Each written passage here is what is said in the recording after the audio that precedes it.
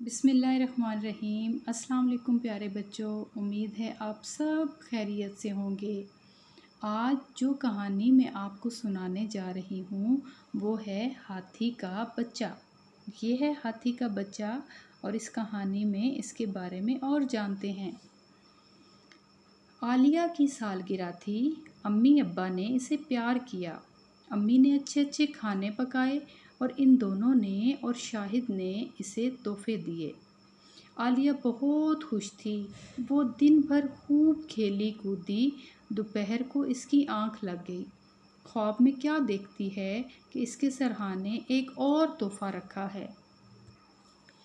عالیہ جب سو کر اٹھی تو اسے اپنے سرہانے وہی تحفہ نظر آیا جو اس نے خواب میں دیکھا تھا۔ وہ حیران رہ گئی۔ اس نے جلدی سے تحفہ کھولا۔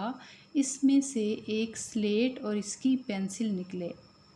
اس تحفے سے عالیہ بہت زیادہ خوش تو نہ ہوئی، لیکن پھر بھی وہ سلیٹ اور پینسل لے کر تصویر بنانے بیٹھ گئی۔ عالیہ نے ایک گڑیا بنانی شروع کی۔ جیسے ہی تصویر پوری ہوئی، گڑیا سلیٹ سے اٹھ کر عالیہ کی گود میں آ بیٹھی۔ عالیہ کی حیرت کی تو انتہا نہ رہی۔ اس نے شاہد کو بلایا۔ اسے عالیہ کی بات پر یقین نہ آیا۔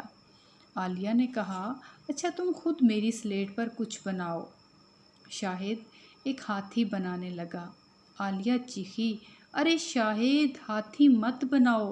اگر سچ مچ ہاتھی یہاں آ گیا تو میں ایک پنجرا بھی بنا دوں گا۔ شاہد بولا۔ عالیہ نے شاہد سے پینسل لے لی اور بولی، نہیں نہیں شاہد، ہاتھی نہیں بناؤ، امی خفا ہوں گی، ہم ہاتھی کو کیا کھلائیں گے؟ ارے تو اس کا کھانا بھی بنا دیتا ہوں، شاہد نے جواب دیا۔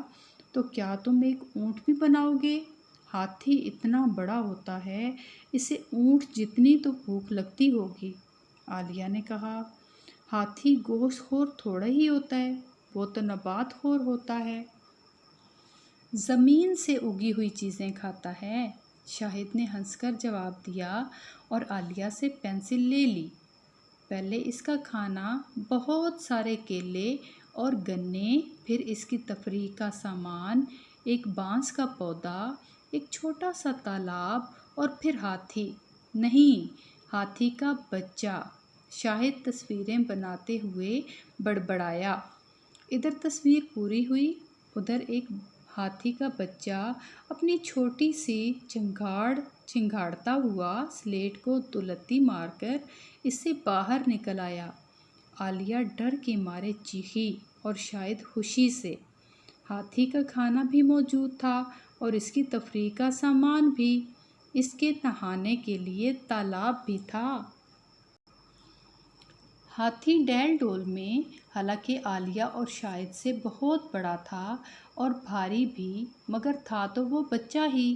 وہ عالیہ اور شاہد کے ساتھ کھیلنا چاہتا تھا۔ اس نے عالیہ کی فراک اپنی سونڈ میں پکڑی اور لگا کھینچنے۔ عالیہ خوش ہونے کے ساتھ پریشان بھی ہوئی۔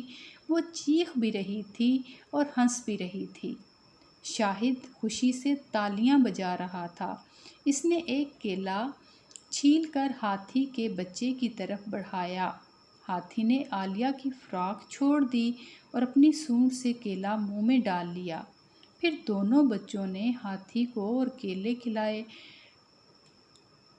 گنے کھلائے۔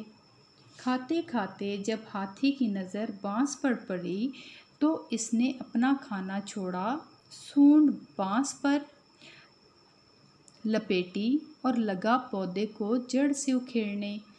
ہاتھی تو خیر چھوٹا ہی تھا اور بانس تھا بڑا، اتنا اونچا جتنی 3 منزلہ عمارت ہوتی ہے۔